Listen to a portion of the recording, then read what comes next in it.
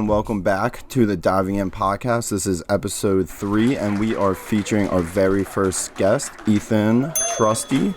I'm here with my co-host, Mario. What's good, y'all? How y'all doing? And let's just dive right in.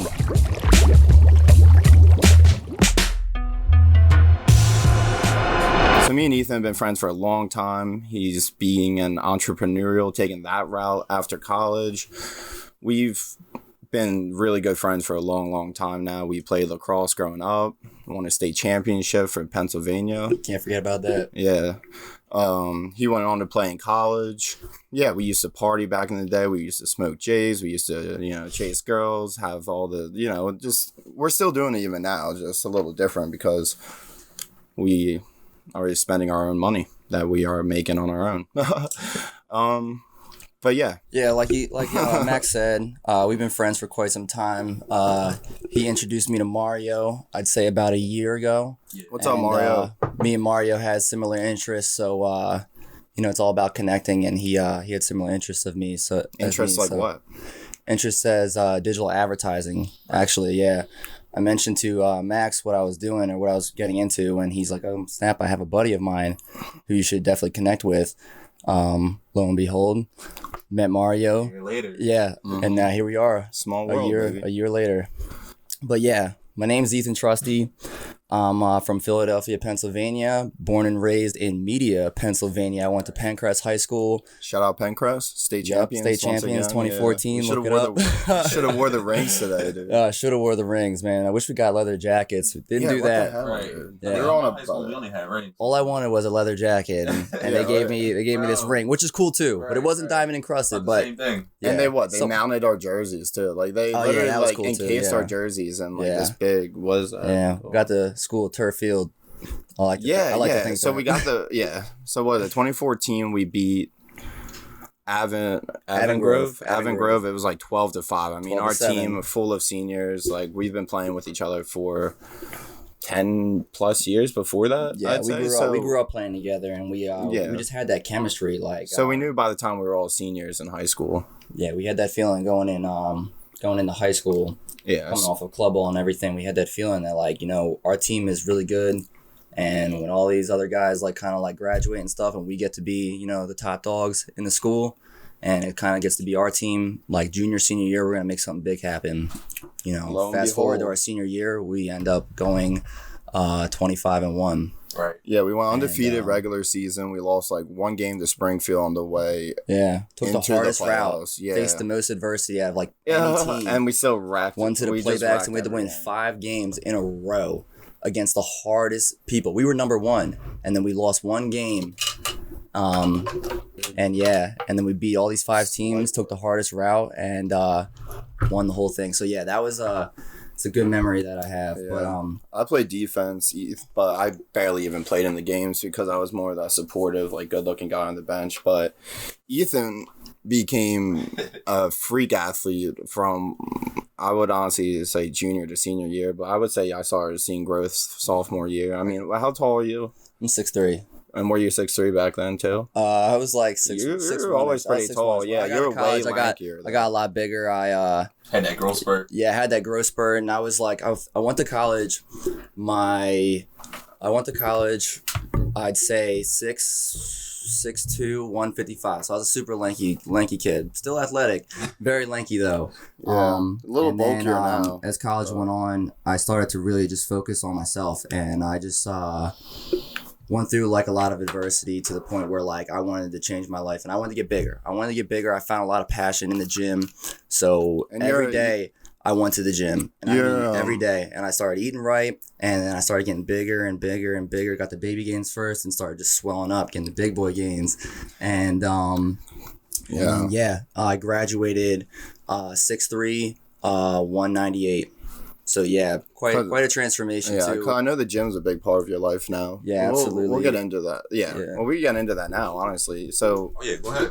Talk about that a little bit more. Yeah. You're an only child, right? I'm not an only child. I actually come from a really big family. I come from 6 brothers and sisters, something like that. I'm one of 6. I got 3 brothers, 2 sisters. Right. I'm actually second the youngest. I come from a very athletic family. Everybody in my family went to college to play sports. I went to college for lacrosse with my oldest brother, went for basketball. My sister was like 3-time All-American cross-country runner at University of Maryland.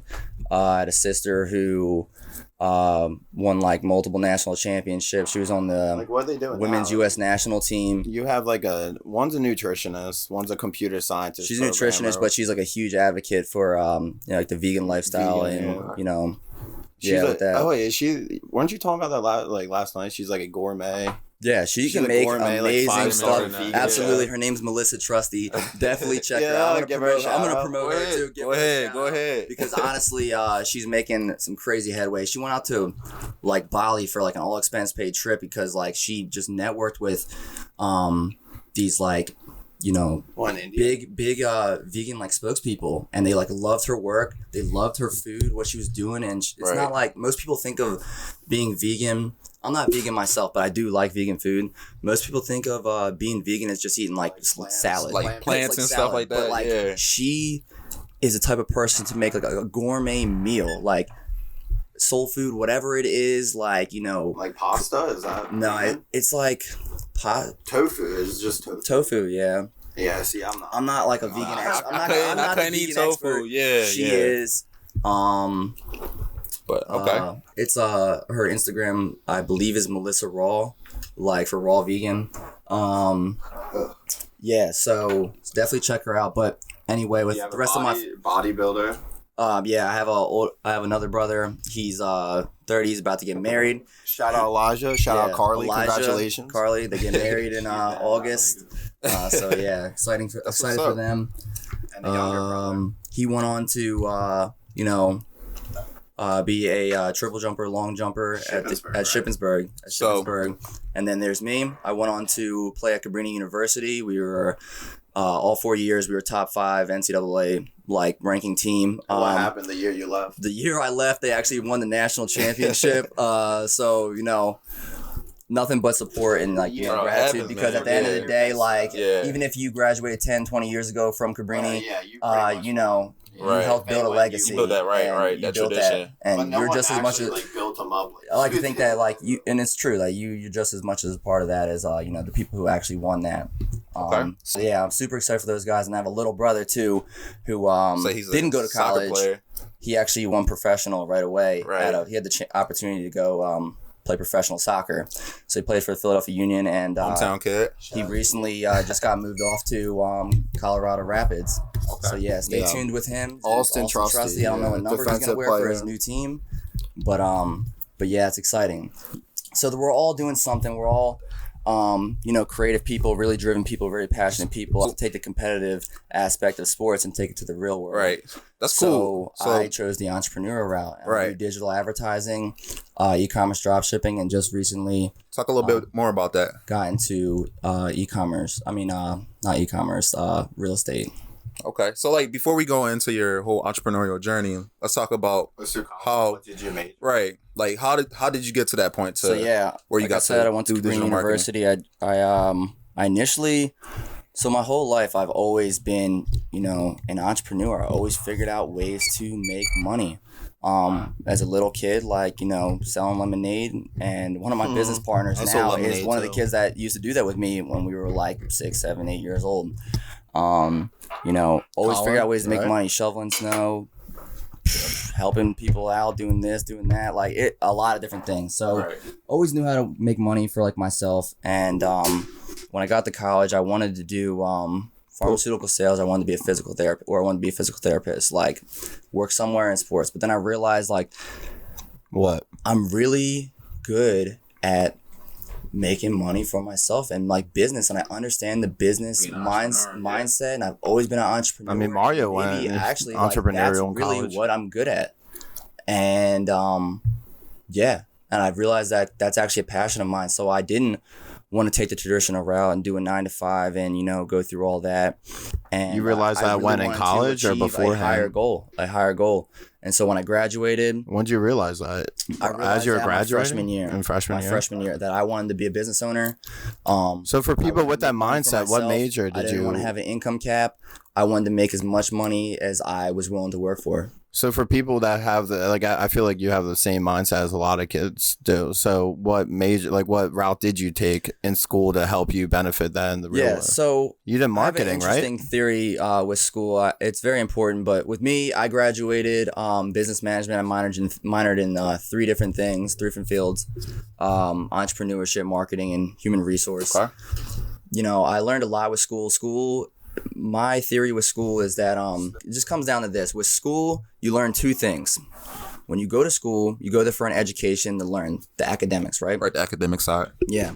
And the other side is you meet new people. You meet new friends. Right, network, get experiences. Yeah, you start to meet new people. Right. Maybe that's the crowd that you connect with now, and maybe you like don't really hang out with your high school buddies. Which happens. You hang out more with the college people because they related to you more. Right. And they grow, they want the same thing. And yeah, and I mean, when you want to become an entrepreneur, you have to place yourself around people that are interested in doing the same things that you want to get into. So you have to be around like-minded people. So that's really important. Yeah, I met a lot of really cool people at Cabrini. I made a lot of friends. But it's really interesting because in today's world, it's so different. And just going to college doesn't guarantee you success. Right. So do you still hang out with those guys from Cabrini now, or are you still keep in touch with all of them? I mean, yeah, it's just like it's kind of like that thing where you're like, if you're on that, I was on that team with those guys, so they're like kind of like my brothers in a way. Same with my like high school friends. Like we achieved something great together in high school, so like it's like kind of like an inseparable bond. Right. It's like a brotherhood in a way. Welcoming people, you know, they welcomed me on there, and you know, I grew. Well, there's nothing. I grew really close with some of them. Yeah, if not all. I don't understand. Yeah, there's nothing that they would like. There's no reason that they wouldn't like you for some reason. I like to think I'm a likable guy. Yeah, you're definitely annoying. Yeah, but. So I didn't even get to finish my one point about college. So yeah, you go there for academics, and then you know, you meet a lot of people. But in today's world, the most important part, like, what do you think? Of what? Meeting people? It's meeting people. It's that communication skill. I'm pretty sure we talked about this before. Really matter. Yeah, I mentioned this to you guys before. It doesn't matter how much you know, because what you know, like, you can be taught that, but what you can't teach people is personality. You can't teach that. You can't teach people how to communicate with people. It doesn't matter how great your idea is. Yeah. Or what school you go to, What, like, you know, how good you are at the job. If you can't communicate to other people your ideas, you're not gonna get anything done. What value are you really adding to the table? Yeah. True. So in today's world, as far as business goes, you have to be able to communicate. School's important. You should get an education.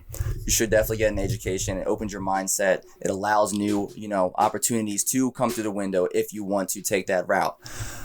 But one of the biggest things people have to develop are those communication skills. Right, and I can't tell you, you know, everybody knows a person who's like the smartest person but they can't talk to anybody. They don't know how to communicate. When I try to have a conversation, right? It's like it doesn't go anywhere. I don't know what the heck. They honestly sound like something's off. Like a wall. in the cloud. Right. Yeah, like I mean, they can't hold a conversation. Like they're not like really that interesting. Some people are, and those are like fully rounded people. Right. Like I knew a girl who was going to go to Harvard. I knew a girl who was going to go to Harvard. Smart, genius. Very she was smart, genius. She was super smart. Anything you say, she'd be like she knew what the answer was to it. Immediately, yeah, it just comes pops up right into her mind. Answer this. She's like, oh, that's 2.7 power. Like she's like super smart. Right. But when you talk to this girl, she's the most like an actual person I've impersonal competence. Yeah, right. Interpersonal. When she got interviewed for Harvard, she actually didn't get in. She had all like the academic requirements and stuff, but she did not get in because she lacked communication skills. And that's why I say it's a huge aspect. You have to be able to diversify. It's who you know also. Like you could be Elon Musk and not get the Harvard. But if you like build a reputation up for yourself, or if your parents know someone or... Right. I mean, I think I think it also comes down to you have to be able to diversify your skill sets. So like you can't just be like, okay, I'm gonna just focus on being like a programmer. I'm gonna just focus on this. Like you have to be a successful entrepreneur or a business person. You have to be able to be like, okay, I can communicate, I can sell, I can also talk about my product and my services, anything like that. But you always seemed like you were someone like you. Well, some people really need to work on this communication I was always like an aspect. extrovert type of person. Like I love to meet new people. The same people are cool. You develop good relationships with them, but I'm always trying to like to meet new people. That's why I don't want to go to the same bars. If I do go out, I don't really go out too much. I'm just focused on like my business and stuff. But when I do get the chance to, you know, let loose, I like to go and try new things, go to new bars, meet new people. Yeah. And I know you never know. I know you had saying hi to somebody goes a long way, people, and I can't stress that enough. Just say hi. Even seen you at the Global Village event. Shout out Global Village, our last event of the year. Definitely check that out if you're in the Philadelphia area. Yeah, right. And the new. How often does that happen? Once a month. Yeah, Connecticut. What are you talking about? I'm talking about like just in general. It happens once a month. Once a month. Connecticut. Every Thursday, right? Yeah. Yeah, I've been there 3 times, and the first time is just really like unique. Really unique. I think that they should honestly open up a bar and make that into like a speakeasy type. Yeah, bar I know. like, you've reiterated this idea. Can you imagine times. like super drunk people getting on the mic? I don't know about that. They're gonna have a little bit of control with that. So the Global Village events, they're hosted once a month at various locations throughout the Philadelphia area, and it's just really like a cultural gathering centered by music. So there's It's for creatives and people who just want to get out and have a good time. And it's so they have like, the way it works is they have 2 MCs, and I assume that they come up with like 3 different hooks throughout like a jam. So they'll have hooks where like everyone in the crowd, everyone that joins will sing along. Right. And then once like, you know, anyone could just hop on the mic once like the hook or chorus ends, and then, you know, spit some rhymes or some facts or poetry or sing or people do whatever you want to do. Poetry, yeah. So Ethan, I mean, let's talk about a little bit about what are you doing now? Like the things that you're working on right now. So when I first graduated, well, actually, I'd say 2017, learned about digital advertising through actually a Ty Lopez thing. And very popular. And I realized, oh my gosh, this is actually true. Like a lot of businesses now are owned by 40, 50, 60-year-old people who never like grew up with the internet. And what are you talking about? Real estate? No, I'm talking about advertising. Marketing, yeah. And I'm gonna slowly build up to where I am now. And what do you mean, like social media marketing? You mean, or are you talking about like? The thing is, SEOs in business, in school, they teach you, the first thing they teach you is how to identify trends and how to adapt to them. That's in what as a business major? And if you can't do, I never learned that shit. If you can't do that, your business doesn't have much long. You don't really have longevity in your business. You have to be able to always get that new clientele, those new customers. You gotta stay ahead of the curve. You gotta stay ahead of the curve, otherwise you're left in the dust. Right. So, I started learning web design, SEO, digital advertising on Google PPC, running Google PPC ads, or social media advertising on Facebook platforms, Instagram and Facebook. So what did that time frame look like for you to be able to learn these skills? So that was quite the learning curve, and that's really what I think sets people apart. Like people who want to do entrepreneurship and people who just kind of dream of it. Right. You got to be willing to dive in, and you got to be willing to do it. You got to be willing to face adversity, because you are going to face more adversity than the normal lifestyle. Right. You got to make sacrifices. You got to make the sacrifices, and you got to do it. And the best thing I can say is just do it. Just go in. See what happens. Yeah. See what happens. But if you do it to the fullest. Don't half-ass it. Yeah. Actually do it. Whatever you want to do. If it's entrepreneur, if you want to be a professional athlete, you got to make those sacrifices. It's the same thing. So do you really want to be online marketer? Is that like when you grew up? No. I didn't think when I was a kid I was gonna be a digital advertiser. I was gonna help businesses. I don't think anybody did. In the Philadelphia area, right. But I realized that was kind of like a blue ocean right there. So when you're following, book, Blue Ocean Strategy, definitely check it out. By who? I forget who it's about, but it's a great book. It's a great book. A really, really good book. What's it about? I'm drawing a blank right now, actually. Dang. I read it like... The Rich Dad Poor Dad. I never know that guy's name. Like Kawasaki or something. Grow Rich. How to Win... What's his name? Do you know his name? Timothy Ferriss. Oh, I read that book. Yeah. Great book. Probably the best business book. What's it called? How to Win Friends and Influence People. Yeah. Great. Timothy Probably Ferriss. the best business book I ever read. It's a great book. So what is that about exactly? Like, talk a little bit more about that. the book? Nah, we don't need to talk about it. Oh, okay. Y'all want to talk about it? All right. I still tell. All right. I don't want to bore you guys. My road. So basically, yeah. So I taught myself SEO, digital advertising, web design, different ads on different advertising platforms. And I began, when I graduated, I started an agency, and I started going up to business owners and, trying to help them out. Just approaching them. Right. Let them know what you do. Honestly, in the beginning, like I got rejected a bunch. That's how it is, man. That's how it is. Eventually, you have to build that trust. Yeah, you had to build that trust. And it's different when you're like a young kid, but then you got to make them realize that, look, I know what I'm talking about. I know what I'm talking about because in order for you to build longevity in your business, you have to identify and adapt to trends. The older generation clients you have, they're going to die out. And straightforward, being blunt with it, they're going to die out. If you want your business to last a long time, you got to appeal to that younger generation. Where's their attention at? It's not on billboards. Right. They don't read the freaking newspaper. It's all on their phone. Mobile devices, right. It's all on their phone. Right. Mobile devices on the computer. So you need to put your business in the face. Has to be present on that, right. In the face of that younger generation. Of course. So any business that doesn't have an online presence, they're losing. They're going to lose.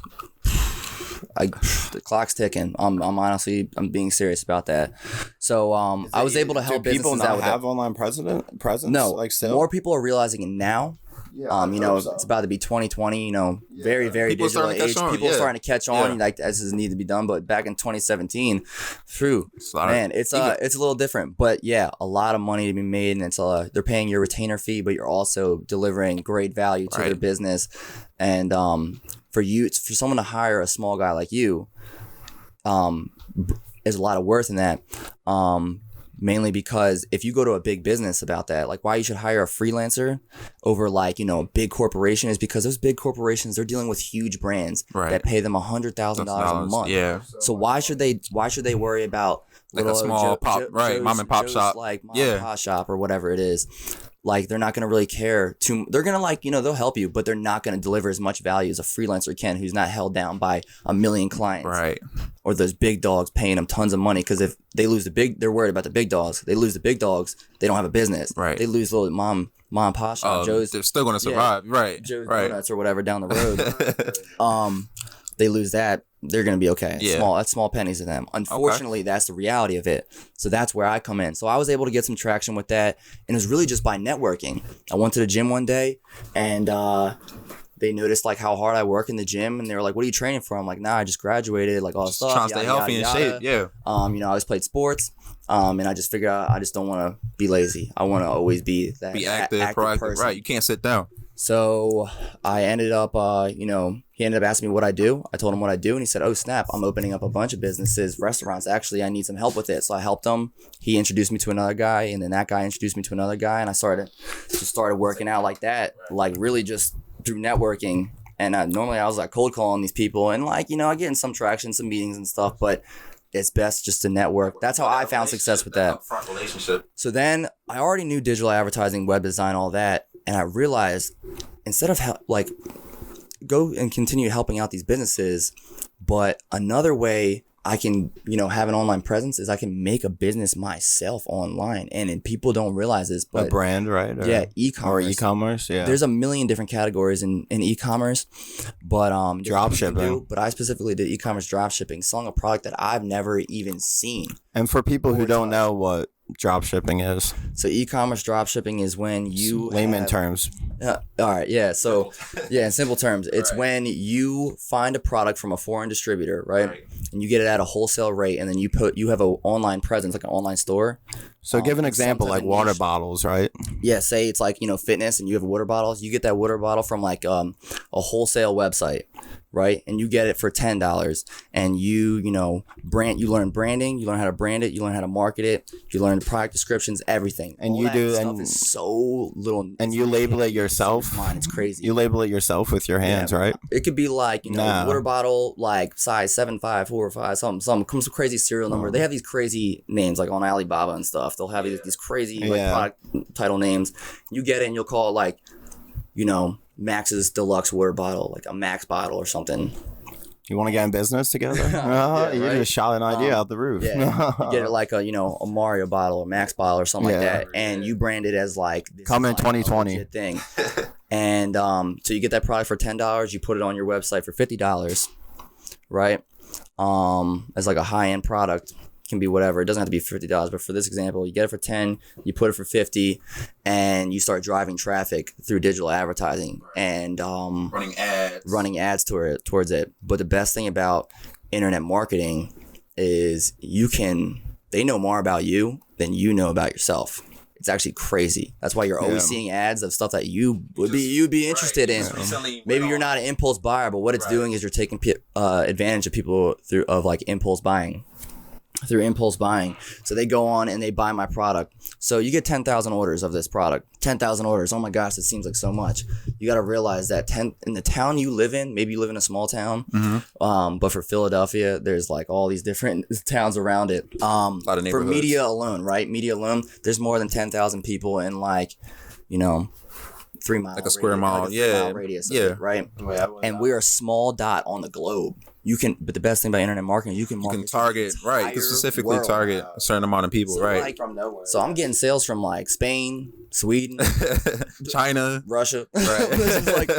all over the place. America, like America, Canada, so South America. How Italy, successful have you? You don't want to go towards poverty-stricken areas because that's like waste. They don't have the money. They don't have the money to be able to pay for your advertise to them because like that's you're trying to best spend your money, right? The most effective way possible. So if that's not your target, then you're not gonna. Yeah, and it depends. It depends, but yeah, it does depend. Yeah, it's actually insane. So 10,000 orders times that $40 profit margin is a pretty penny. Yeah, so that's the capabilities of e-commerce. But again, you have to teach yourself web design. You have to teach yourself, SEO. If you really want to set yourself apart, you don't have to do that. But it's web design. Have you been with it so far? So all right. So the first store I made, trial and error again.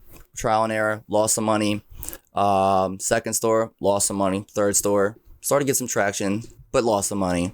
Fourth store, I had it up for maybe 3 weeks, and then I took it down. The fifth store I made, women's store. I'm a guy. Why did I make a women's store? Well, my idea behind that, which is true, and I'm sorry, women, but this is true. This is just facts that. Don't hurt yourself here. Yeah, women are the biggest consumers in the world. Of course. Like women are the biggest consumers in the world. They spend and spend, yeah. Right. I mean, you go to any store. I don't mean this in like a sexist way. It's just like statistically shown that women buy the most stuff. Right. So I was like, okay, what can I sell that appeal to a female audience? Right. So I started selling like jewelry. And I started selling. It's trial and error with products too. When you have that store that finally is like convincing in a professionally made store, and the customer lands on it, and they're not seeing that like that store is like sketchy looking. It's like a legit product. Like, I had a nice store, like a nice luxury branded store, and like a website. Yeah, like online store. Oh my gosh, it's super nice. You want to tell people the name of it so they can check it out themselves, or is that? Nah, don't. You don't.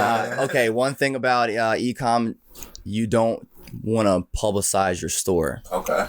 Because with e-commerce dropshipping, a lot of people try to copy you. Right. They copy you. They'll look it up. They'll steal your products, and that takes away from your. Plus, revenue. you're probably not trying to sell. So you want to be careful with that because, like, if you have a store, like my store was an LLC, so before your store is an LLC, you don't really want to do that. But even if your store is an LLC, people can still copy. Yeah, they'll copy you, and it'll be Max's bottle, but now it says James's bottle. Yeah, and it's not an LLC, but they're still taking business. Same price, and they're gonna use they're gonna figure out your marketing. If not undercut you, you're competing with the same dude. You don't want to create competition, so that's why you want to keep it low key.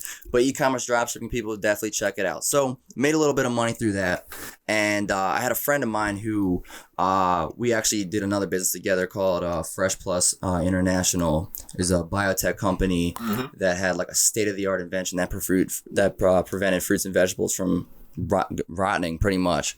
And, it did it in a very organic way, not like through preservatives or anything. So that business event, like I actually removed myself from that business because it wasn't really his product. It was his parents' product.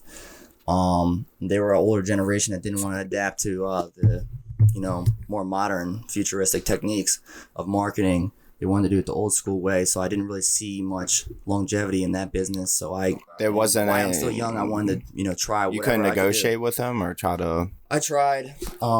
See, that's the stigma between not parents, but just the older generation. Like they don't really understand that. That's a topic for another day. Really. Yeah. Because I can go on about that and people's opinions and all that stuff. But we want to reach out to these people and help them understand. Like we don't want to make it seem like we know all the answers. We should do that episode 4 or something. Add me on, put me in the future. Yeah, I mean, if you're listening to this, you want to hear more of Ethan, definitely drop a comment or let us know, because we don't want him on the show anymore. But eventually, so through e-commerce and stuff, made some money through that. Made some money helping businesses out. I wanted to get into real estate. The average millionaire has 6 or 7 sources of income. Right. And what's the number one? So billionaire generators, real estate. Honestly, just scaling internationally. When billionaires become billionaires, they are appealing to an international audience, not just a local or national audience. Right. But I think it's like 90% of the millionaires out there are all real estate. All the billionaires in the world, their companies, they're not nationally. They're not just national companies. Besides Amazon, actually, I don't believe Amazon sells. No, there are some other countries. They're expanding, yeah. But certain countries won't allow them. Right. So there's he became a billionaire just nationally, but Microsoft, Google. Let me think. Elon Musk. Okay, is he international? Yeah, of course. So he's on American. I think he's American citizen now, but no. Is his company international? I'm sure that's what I'm saying, dude. PayPal is his first thing he started. Right, you're right. Yeah, so PayPal, SpaceX isn't just American. The difference is just expanding. It's expanding. It's really just expanding when you're going to become a billionaire. But also the sources of income too. Several. Invest. So the average has 7 sources of income. So I got into real estate, and I figured out a way in real estate where you can do it with really no money and investing in the real estate. And I actually had a buddy of mine that approached me, and I taught him marketing and e-commerce, and he taught me real estate. So then we went in the business together. As we were networking with that, we actually found another guy who has a great in with real estate and finding properties. We're getting properties left and right, and we're flipping them for a quick profit. But the thing in real estate is everybody wins in real estate. The seller gets paid, they get their house sold, you make a profit, the fix and flipper makes a profit, and somebody else buys it. Really, all the steps in real estate, no matter what, there's a bunch of different steps. You can wholesale it, whatever it is. Everybody wins. There's dark sides of it for sure. Everybody wins. There's dark sides of every business, but in real estate, I know. It's really it's not always going to be a win-win-win situation, but you can 100% make it that way. You can go for the situations. You don't have to put yourself in those situations where it's not a win situation. And I'm just saying, people aren't going to be willing to give up their property all the time when they're coming up on foreclosures. Do your research on anything you do. Do your research. But like I said, the best thing you can do is just try. Because more often than not, if you don't give up, you do succeed. Bro, I think that's the story right there. Failure isn't a bad thing. There's no such thing as failure, only lessons. Right. That's the difference between and developmental psychology is another topic. I loved in college is developmental psychology, and that's really sales too. Diving in the mind of the consumer, really and with business, there's a lot of psychology with reading the person across from you. Oh my gosh, it's unreal. You're good at that too. Why do people buy? People buy because they trust based on emotion, and they back up that purchase with logic. Trust does play a part. Yeah. So if you make people it simple, have their favorite brands. People do that too. But people buy based off of emotion. Yeah. It's an emotional buy at first, and then in the end, when they got whatever they bought, they back it up with logic. Oh well, it was a good buy because it was 30% off. Right, or help me. You know what I mean? This, right. But all reality, was that a need or a want? It was a want. It was an emotional buy, and now you're just justifying it with logic. That's the mind of a consumer. But that's why you should definitely learn psychology. Definitely like start learning a little bit of psychology if you want to be in business.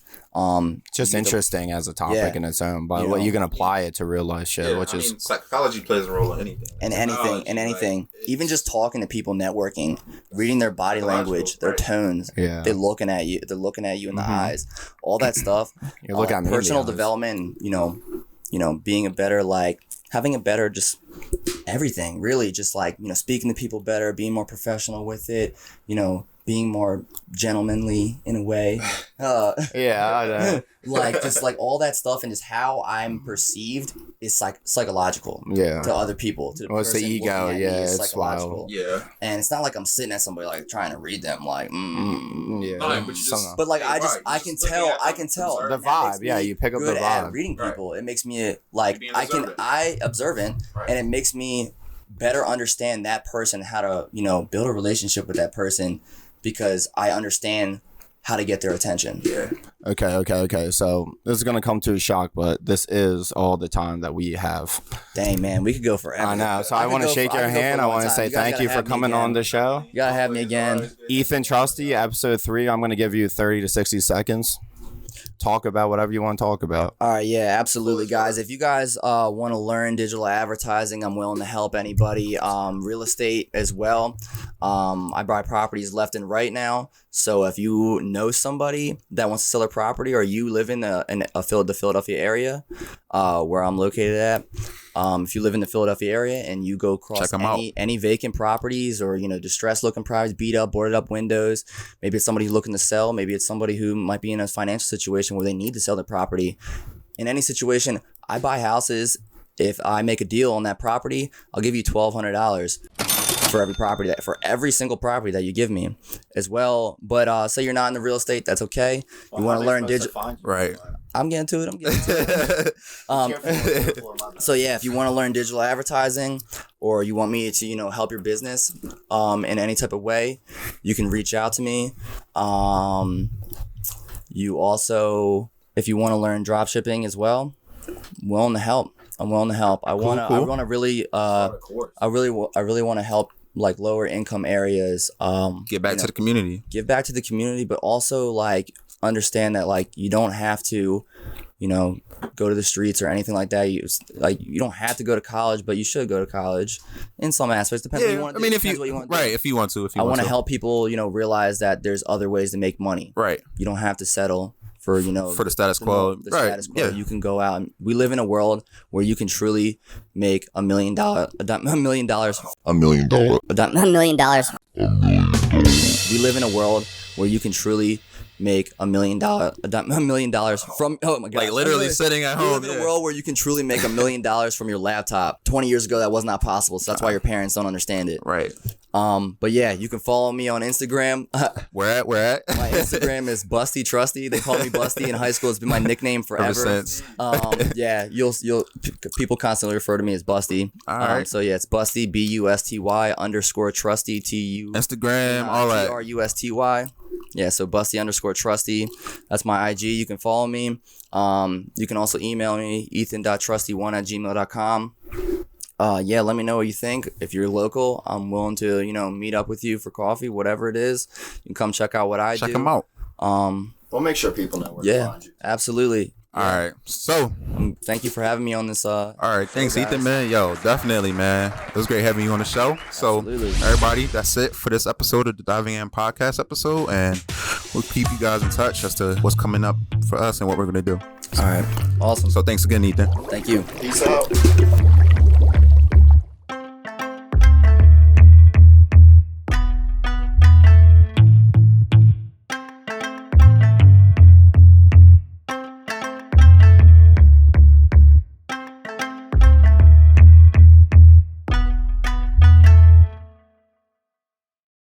Please cut out me. My voice cracking. That's gonna be the opening scene.